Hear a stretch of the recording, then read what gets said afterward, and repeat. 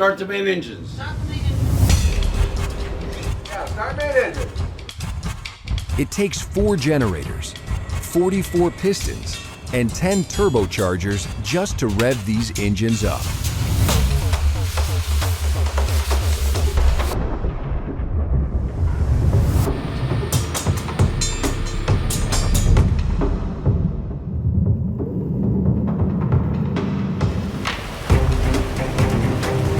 Deckmates raise the gangway and cast off mooring lines. And this floating religious retreat sets sail. Right 20, sir.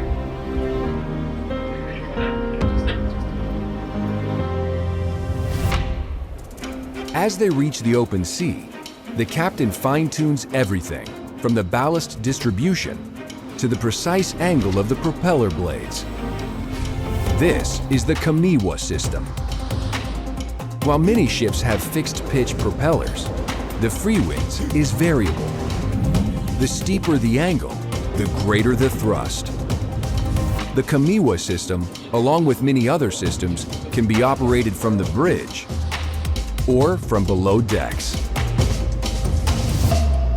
This is the engine control room. This is our panel that indicates the main engines.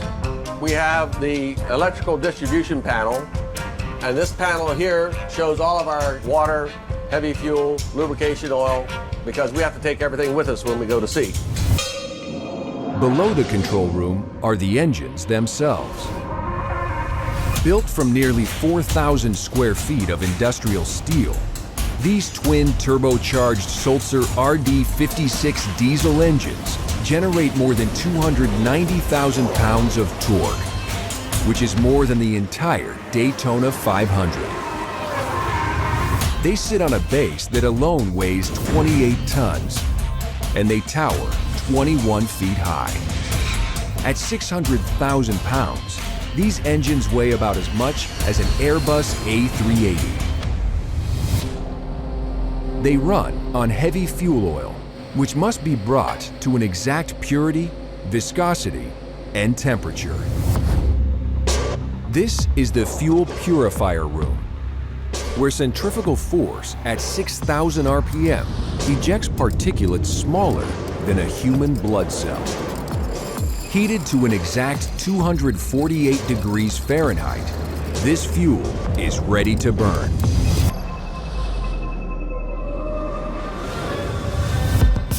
Each mechanic is specialist trained and professionally rated, and armed with industrial-grade tools for any repair, of any size.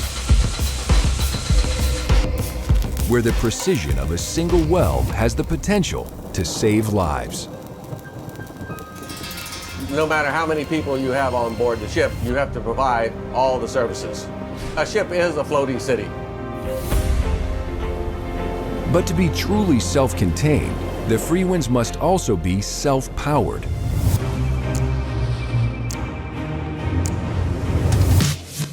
This fleet of generators is capable of producing 1,800 kilowatts of electricity continuously. That's enough energy to illuminate 36,000 household light bulbs simultaneously. And they power everything, from the ship-keeping facilities to the 17,300 pounds of washing, to the 850 tons of cooling capacity running round the clock, to the galley and refrigeration for 45,000 pounds of food.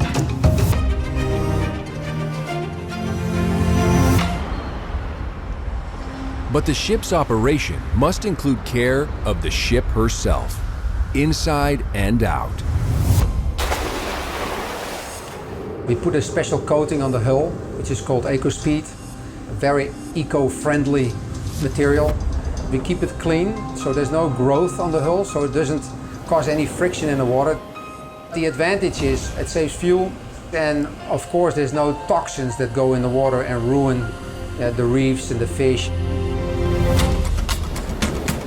But perhaps the most important component of the Freewinds design is her battery of state-of-the-art emergency systems. If the fire alarm goes off it will automatically close some of the 134 fire doors. If you look above you, you'll see these little sprinkler heads. And they emit millions and millions of droplets of water. So why would that be effective? Because the droplet of water is round and you absorb heat all over the full area of a round surface. And you have millions of these coming out of that. Under 2,000 pounds per square inch of pressure. Maritime regulations require every ship to undergo an annual safety inspection to maintain its sailing certification. This is Lloyd's Register, the oldest and most prestigious classification society in the world. Its results are published in the public record. 0900. Inspections begin.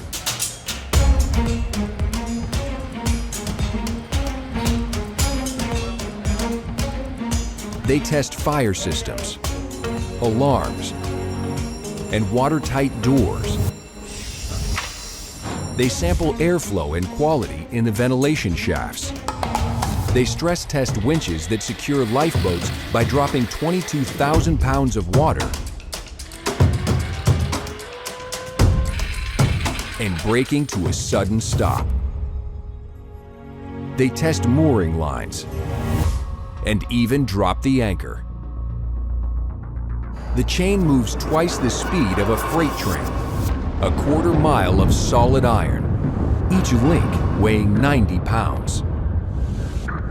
The anchor itself is more than 4 tons, and it hits the water with the force of dynamite. And it won't stop until it hits the seafloor. The whole thing takes less than 15 seconds, but it goes off without a hitch. The Freewinds passes its inspection with flying colors, earning Lloyd's Register's highest certification, an A1 rating for safety and structural integrity, for the 30th year in a row. As a Lloyd's surveyor, you visit a lot of vessels every year, and you're able to identify a well-maintained vessel. In this case, this is one of the best.